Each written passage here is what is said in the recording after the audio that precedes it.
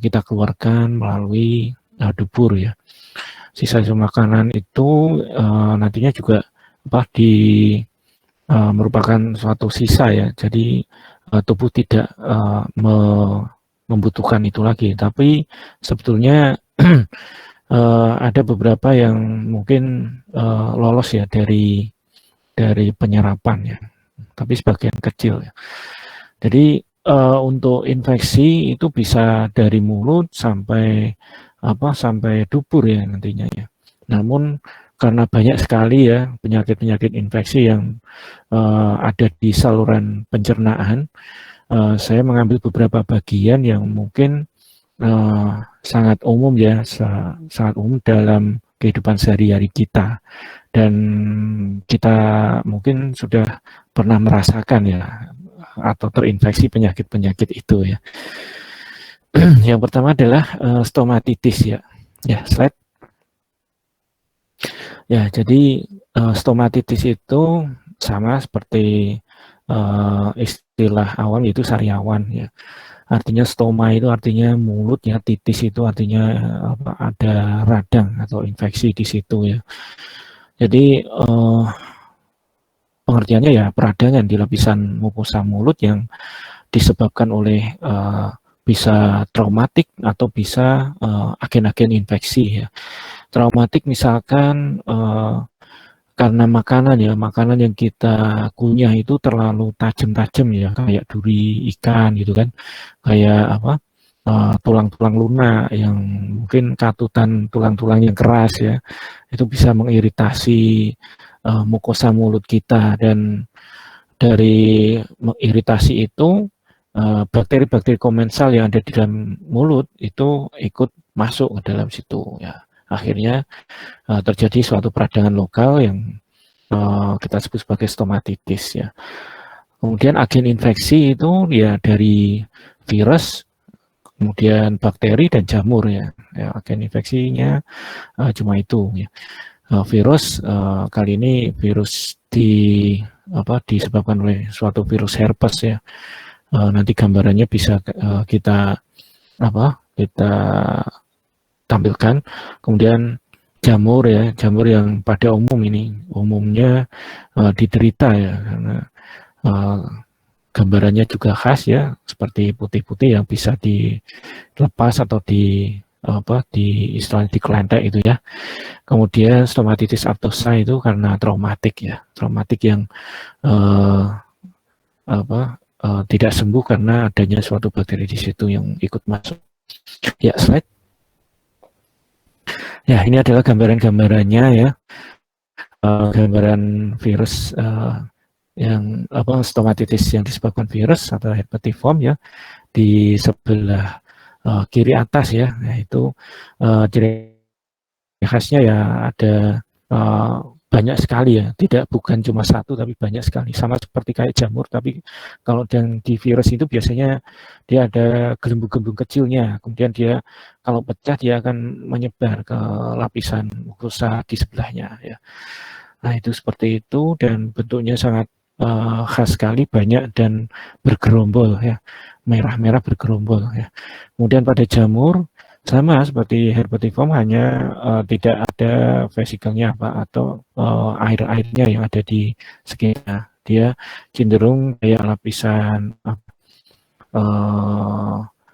selimut tapi bisa dikelentek ya gitu. Dan stomatitis disebabkan trauma itu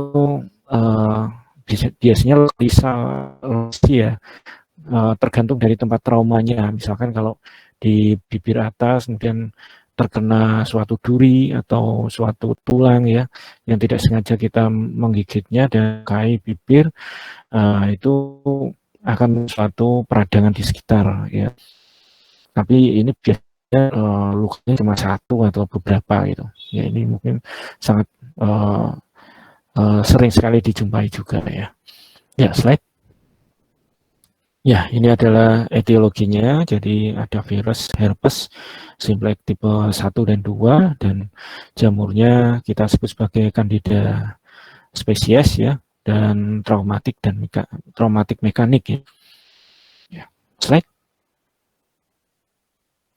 Nah, ada faktor-faktor yang mempengaruhi tumbuhnya dari stomatitis ini ya. Mulai dari yang pertama yang paling sering atau paling umum adalah penurunan imunitas imunokompromis ya. Di mana suatu eh, apabila sistem imun kita sedang lemah dan mungkin karena disebabkan oleh beberapa hal ya, mungkin kecapean, stres ya, kemudian nutrisi yang tidak adekuat ya, itu menyebabkan suatu penurunan daya imun dan akan terjadinya stomatitis apabila uh, lemahnya itu di mulut ya. Kemudian yang kedua perubahan kondisi saliva atau kelenjar ludah ya. Jadi ada beberapa keadaan tertentu, misalkan pada pengaruh lingkungan ya, pada lingkungan yang panas yang menyebabkan kelenjar air liur kita itu kering ya, sehingga terjadi hiposalivasi, pH-nya ikut turun dan akhirnya menyebabkan suatu keasaman ya ada di dalam mulut ini, sehingga uh, mudah sekali untuk teriritasi ya mukosa-mukosa di mulut ini. Yang selanjutnya adalah epidemi atau pergantian musim. Nah, ini terjadi karena pergantian musim ya dipengaruhi juga oleh cuaca ya yang menginduksi penurunan imunitas kita kan. Kalau terjadi pergantian musim kita itu seringkali mudah sekali sakit ya.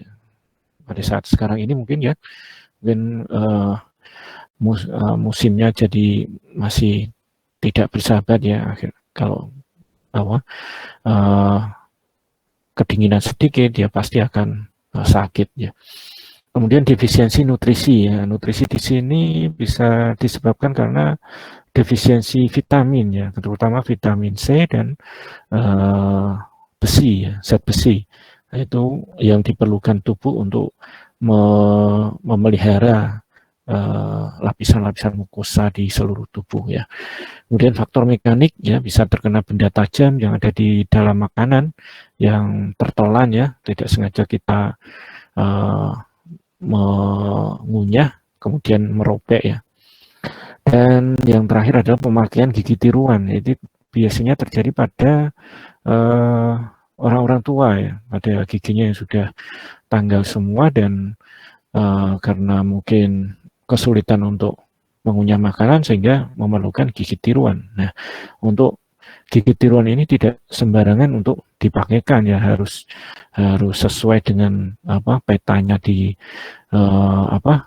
gusi ya. Apabila tidak sesuai dengan gusi atau ada penonjolan sedikit saja akan mengiritasi mukosa dari uh, mulut ya, sehingga menyebabkan stomatitis karena trauma ya. Ya, slide. Ya, untuk yang selanjutnya setelah makanan itu kita kunyah kan, kemudian masuk ke kerongkongan, di situ sebetulnya banyak sekali penyakit infeksi juga ya. Salah satunya sama seperti di stomatitis, epiglositis ya, itu juga bisa saja terjadi. Esofagitis ya, kemudian yang paling bawah adalah gastritis ya. Gastritis itu di masyarakat awam kita kenal sebagai penyakit MAH ya. Nah, MAH ini adalah suatu organ di saluran cerna yang pertama kali dapat bisa menyerap makanan, kemudian mengolah makanan menjadi zat-zat yang lebih kecil, yang lebih simpel ya. Ya, di sini terdapat suatu enzim-enzim yang mungkin bersifat sangat asam sekali ya, sangat asam sehingga apabila dan setiap enzim ini keluarnya itu menurut dari pengaturan dari otak tentunya ya. Saat kita melihat makanan, kemudian kondisi glukosa kita menurun atau hipoglikemi itu dia akan keluar. Nah, kalau tidak segera diisi atau tidak segera dimasuki makanan, maka si enzim-enzim ini dia akan bereaksi sendiri di dalam lambung ya,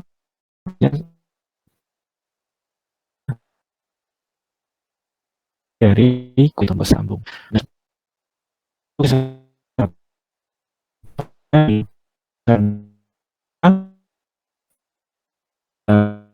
nyaman dan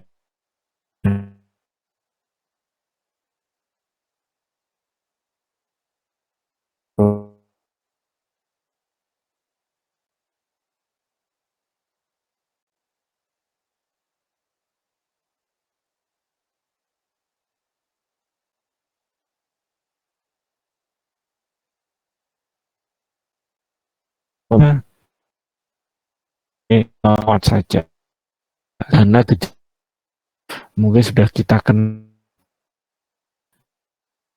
periksa, kita akan bahas tersendiri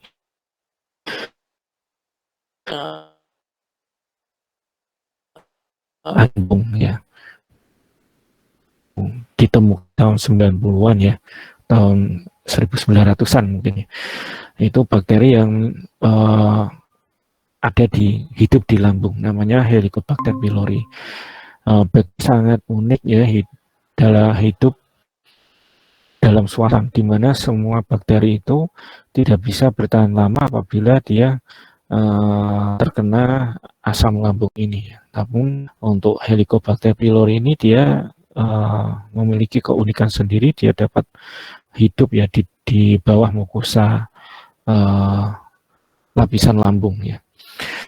Ya, selain dari bakteri, gastritis juga disebabkan oleh pola hidup kita ya, pola hidup yang nanti dalam faktor-faktor resiko di mana makanan memiliki pengaruh yang sangat kuat ya. Kemudian obat juga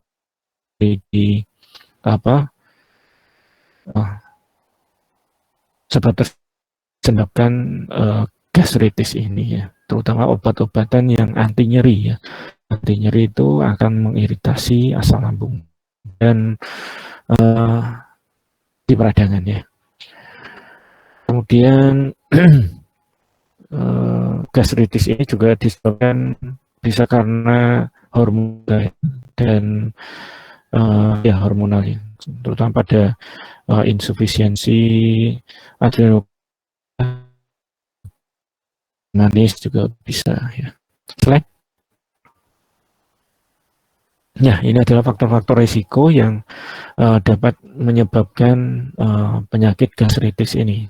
Jadi pasien-pasien atau seseorang dengan pola makan yang tidak teratur, porsi makan yang besar dan suka makanan pedas ya, ini akan sangat memperberat. Kenapa porsi makanan besar? Karena dia meregangkan lambung dan dia akan membuat katup-katup lambung ini menjadi lemah ya, sehingga bisa terbuka terus sampai nggak muat ya, sampai ke esofagus. Kemudian sering minum minuman yang mengiritasi lambung atau bersifat asam, misalkan kopi, teh ya. Kemudian yang kecut-kecut ya, itu sangat berperan dalam mengiritasi karena lambung sifatnya asam ya di dalam. Kalau kita makan makanan atau minum asam, otomatis dia akan membuat pH di lambung itu semakin turun dan semakin iritatif ya untuk kulit lambungnya. Kemudian infeksi bakteri atau parasit ya, dimana ini berkaitan dengan higienis ya, atau kebersihan dari tangan kita, sehingga apabila kita mau makan ya harus cuci tangan ya sebersih mungkin. Ada 6 langkah itu yang harus dihafal di luar kepala ya. Kemudian riwayat penggunaan obat-obatan tertentu seperti analgetik atau antikoagulan ya, yang disinyalir dapat mengiritasi lambung, sehingga apabila kita sakit ya harus kita pilih obat-obatan yang sesuai dengan indikasi ya, tidak sembarangan ya untuk minum obat ya. Kemudian alkoholisme atau ini minuman yang beralkohol itu yang menyebabkan asam, alkoholnya bersifat asam ya. Stres ya,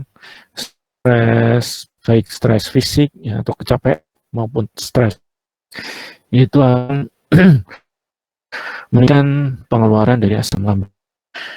Dan stres itu bukan hanya atau stres psikis ya, tapi juga apabila kita sedang terkena infeksi atau sakit, stres ya, dia akan menyebabkan pengeluaran asam lambung ya, atau enzim-enzim di lambung ini. Kemudian penyakit lain yang mungkin berkaitan dengan penyakit kongenital, yaitu Crohn disease atau penyakit autoimun ya, atau reflux atau kelainan katup di usus ya. Jadi usus dan lambung itu, usus, lambung, esofagus atau kerongkongan itu punya katup ya. Pada saat makanan penuh itu makanan sudah dicerna secara mekanik itu untuk pada usus yang telah kosong dia akan membuka katupnya. Tapi pada suatu keadaan tertentu katup antara usus dan lambung itu dia tidak sempurna, sehingga makanan yang dari usus itu bisa masuk lagi ke lambung ya itu. Dan mungkin itu bisa terjadi tidak kongenital tapi didapat posisi makan kita ya, tingkat kita atau kan kita itu di makanan dia akan semakin lemah ya, akhirnya ya dia regurgitasi atau lemah ya. Slide. Ya, ini adalah bentuk lambung dan lapisannya ya. Ada lapisan mukosa di lambung yang itu berisi mukos ya, atau lendir-lendir yang melapisi di lapisan lambung. Apabila yang di kanan atas itu ya, lapisannya satu persatu itu. Nah, di lapisan mukosa itu ada kayak suatu lendir ya, itu melindungi dari kulit di bawahnya dari serangan ya bakteri, kemudian asam lambung itu sendiri, sehingga terlindungi. Apabila lendir itu atau dia akan teriritasi ya, lama-lama akan jadi tipis ya. Akhirnya ya bakteri bisa masuk, kemudian asam lambung bisa mencederai lambungnya sendiri ya. Ya, kalau sudah begitu ya harus ada terapi invasif ya, dengan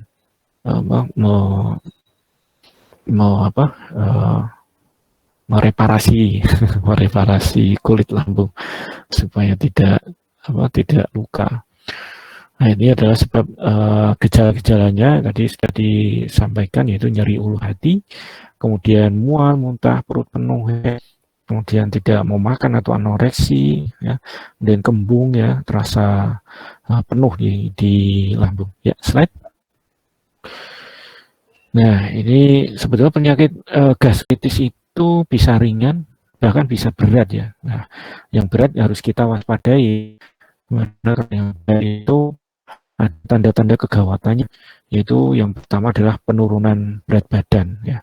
Penurunan berat badan ya, semuanya saja apabila terjadi suatu penurunan berat badan yang bukan karena mungkin program diet atau program, nah itu harus diwaspadai, karena itu tanda-tandanya tubuh kita membagi nutrisi dengan pihak ketiga. Artinya ada sesuatu, mungkin bisa parasit atau bisa suatu keganasan tertentu yang itu harus dicurigai. Kemudian disfagi yang progresif, disfagi itu artinya tidak bisa makan ya, disfagi ya. Jadi suatu keadaan tertentu di mana kita tidak bisa makan karena mungkin kerongkongan kita yang terkena infeksi atau esofagitis ya, itu yang menyebabkan tubuh kita ya kekurangan nutrisi, akhirnya akan jatuh ke malnutrisi nanti. Kemudian muntah yang berulang dan menetap ya, sama seperti disfagi ya, jadi malah mengeluarkan muntah-muntahan ya, mengeluarkan nutrisi yang sudah hampir kita serap karena suatu keadaan tertentu, dia ada refleks untuk muntah yang berulang dan menetap. Nah, itu kalau dibiarkan terus ya akan jatuh ke dehidrasi ya, karena ketambahan seluruh cairan kita juga terkuras ya. Saluran cerna ya, suatu gimana lapisan lendir dari mukosa lambung itu sudah tipis dan mengatasi kulit di bawahnya. Yang di bawahnya kulit itu kan ada pembuluh darah besar juga ya, yang menginervasi, memberi makan si lambung sendiri. Nah itu apa sudah tipis, ya kena asam dia akan pecah dan akan darah. Dan manifest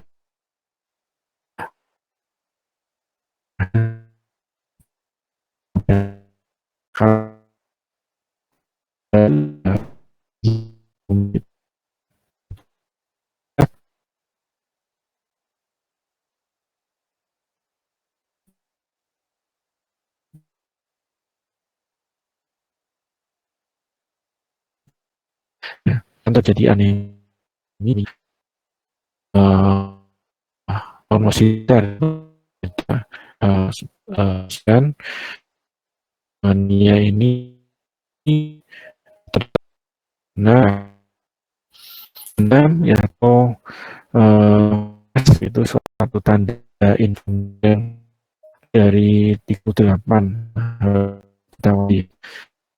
cairannya juga harus kita dan riwayat yang suatu pendekatan anamnesa dalam tentang riwayat keluarga itu harus kita gali. Kemudian yang terakhir adalah usia ya, usia lebih yang itu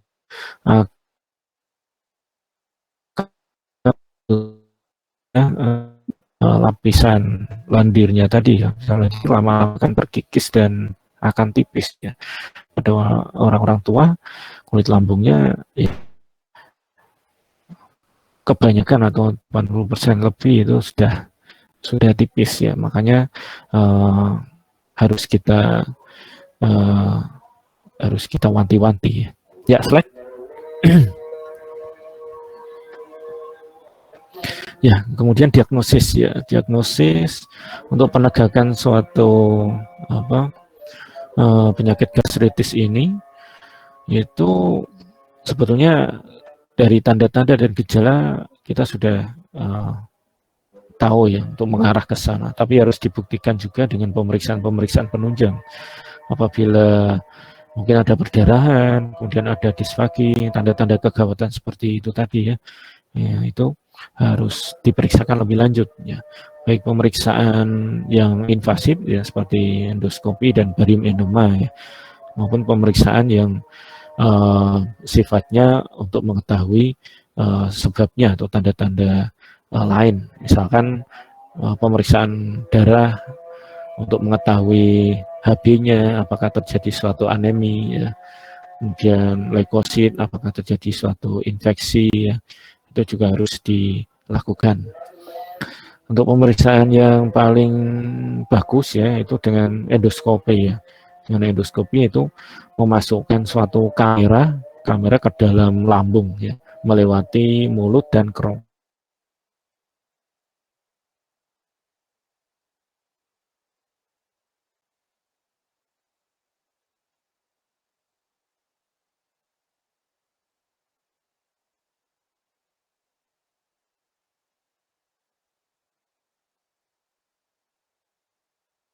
Harus bisa merapi juga, karena dalam endoskopi itu ada alat cutter mengikat pembuluh darah dan untuk mengeluarkan evakuasi dari darah juga. Kemudian pemeriksaan barium enema atau pemeriksaan ronsen yang dimodifikasi ya.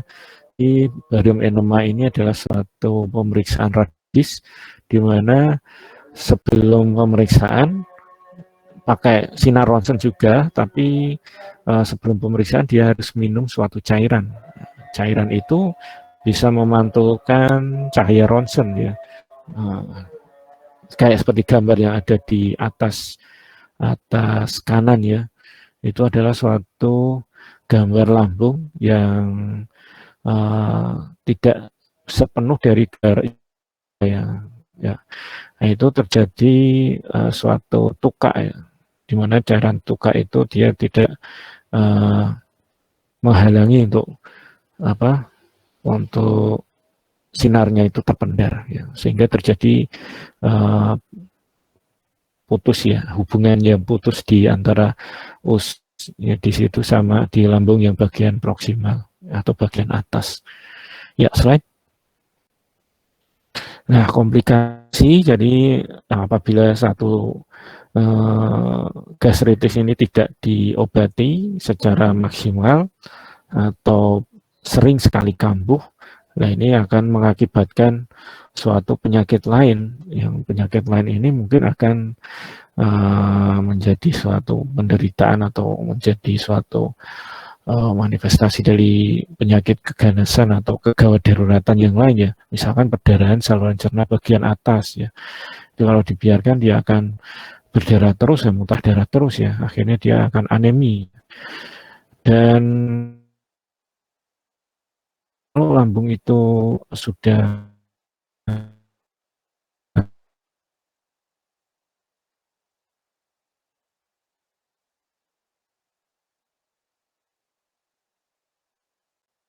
kita ketika apabila kita garuk terus menerus, dia akan siklus peptik atau terjadi borok ya. Semakin hari semakin lecet lukanya itu semakin akan terjadi suatu borok ya di situ. Ya, sama juga seperti lambungnya, yaitu kita sebut sebagai ulcus pepticum. Kalau ulcus pepticum ini tidak diobati lagi atau malah tambah menjadi-jadi, ya, itu akan terjadi perforasi lambung atau kebocoran lambung. Nah, kemudian ada suatu kelainan juga karena kanker itu tidak menyerang ya dalam tubuh ya, termasuk lambung itu sendiri. Nah, itu apabila kita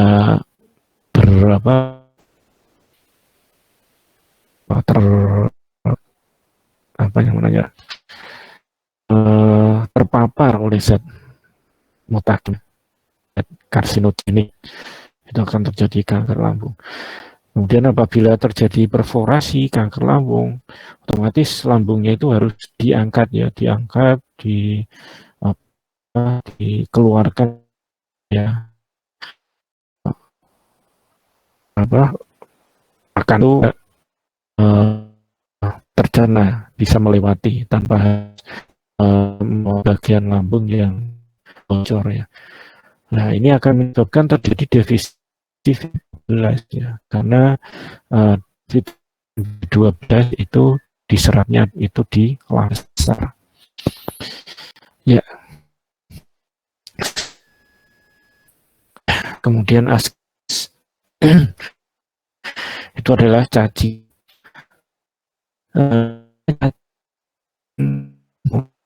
Parasit di perut itu selain ya. Tapi karena Ascaris ini yang paling sering ya, terutama di Indonesia, kemudian di dunia juga ya. Jadi saya ambil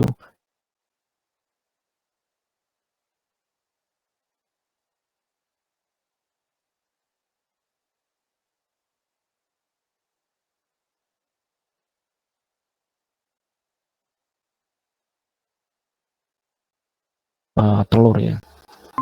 Ya, slide. Nah, ini adalah daur hidup cacing ya, dimana dimulai dari makanan yang mengandung telur ya, telur cacing yang siap matang, yang matang untuk menetas ya. Tapi cacing ini menetasnya itu tidak di dunia terbuka, tapi dia menetasnya itu di dalam perut ya. Ya, ini uniknya ya. Tidak di dunia luar itu hanya tidak bisa matur ya, dia tidak bisa matur, maturnya di dalam perut. Nah, kalau sudah tercemar makanan, kemudian masuk ke dalam tubuh kita ya, nah, telur cacing ini bersama makanan itu masuk ke dalam usus ya, dan melewati lambung dengan keasamannya ya, kemudian masuk ke dalam usus halus. Di dalam usus halus telur cacing ini dia akan pecah ya, dia akan pecah menjadi larva atau cacing kecil, tapi belum matur ya, dia masih berupa kayak apa ya, kayak jentik-jentik nyamuk gitu ya. Kemudian dia akan masuk ke dalam usus dan melewati sawar darah usus ya. Dia masuk ke saluran darah, menyebarlah ke seluruh tubuh dan akhirnya sampai ke organ-organ tubuh juga. Di situ di organ-organ tubuh dia akan menimbulkan reaksi alergi ya. Sama seperti reaksi alergi yang pernah kita dapatkan sehari-hari. Mungkin ada orang-orang dengan alergi makanan tertentu, yaitu sama seperti itu, gejalanya seperti itu. Kemudian masuk ke dalam paru-paru juga. Nah, di dalam paru-paru dia bergerak ya ke arah atas. Tidak tahu kenapa dia bergerak ke arah atas. Dia menimbulkan suatu gejala di paru-paru juga ya. Ya batuk-batuk, kemudian terutama di malam hari ya, batuk-batuk, kemudian gatal-gatal juga ya. Dia naik ke atas, ke trachea, kemudian sampai ke epiglotis, kemudian di sana ada rangsangan batuk. Ya. Setelah batuk, dia dia tertelan, larva itu tertelan, ya sampailah di usus lagi. Nah, di usus lagi itu dia menjadi cacing dewasa ya. Cacing dewasa yang ya seperti di kiri atas ya, di mana yang betina itu lebih panjang dan lebih besar daripada jantannya. Nah, di situ terjadi suatu reproduksi yang seksual ya. Kemudian menghasilkan telur-telur yang nantinya siap untuk dikeluarkan untuk menginfeksi individu lain ya. Jadi satu cacing betina itu bisa bertelur sampai ribuan ya, 10.000 telur dikeluarkan ya. Dan ini ya slide ya, siklus hidupnya bisa dibaca sendiri ya, yang tadi sudah sampaikan. Slide ya, gejalanya ya itu ada dua ya, berarti gejala yang migrasi tadi di paru-paru dan di organ lainnya yang menyebabkan iritasi atau alergi, reaksi alergi, dan kemudian di dalam perut itu, kalau di dalam perut dia sebetulnya menyebabkan motilitas usus itu terganggu ya. Ya kalau di di usus itu banyak sekali enzim-enzim yang dihasilkan dari luar ya, dari luar usus ya, misalkan pankreas, kemudian ductus choledochus atau asam empedu ya, yaitu kemudian ada suatu juga yang kosong sebetulnya, usus yang kecil yang ya sebetulnya untuk fungsinya dipertanyakan, yang kita sebut sebagai usus sendu atau appendix. Nah itu kalau sudah dalam appendix itu dan menyebabkan suatu isi, nah di situ akan jadi beberapa usus itu cacing askar. Kemudian penyumbatan yang oleh sistitis, kemudian bisa untuk batu empedu juga disebabkan karena cacing ini ya. Ya, slide. Ya, penegakan diagnosis. Jadi bagaimana untuk mendeteksi penyakit harus dengan pemeriksaan ya. Kalau standar adalah pemeriksaan tinja. Pemeriksaan tinja itu ditemukan cacing ya, gambaran cacing yang matur ya. Kemudian pemeriksaan penunjang ronsen atau ronsen itu namun ini tidak spesifik ya, karena bisa mungkin ada gejala lain yang menimbulkan di ronsen dada ini seperti pneumonia, kemudian itu juga mungkin bedak-bedak virtual dada ya. Namun pada sindrom Loeffler ini ya mungkin harus dilanjut apakah ada terjadi satu malnutrisi atau suatu alergi tertentu. Nah, itu akan ke sana ya. Right? Ya, untuk pengendalian faktor risiko ya. Jadi risiko untuk kebiasaan ya kebiasaan untuk makan makanan yang gini. Jadi makanan-makanan yang rata, nah ini ada telur tidak ya, seperti lalapan ya, harus di apa di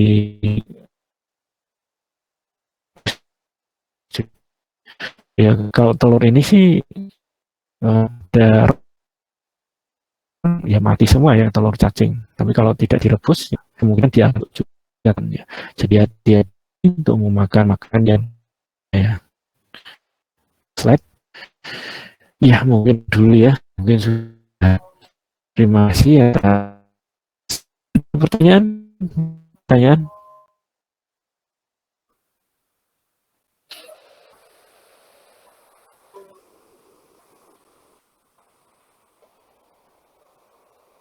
Ya mungkin ada pertanyaan.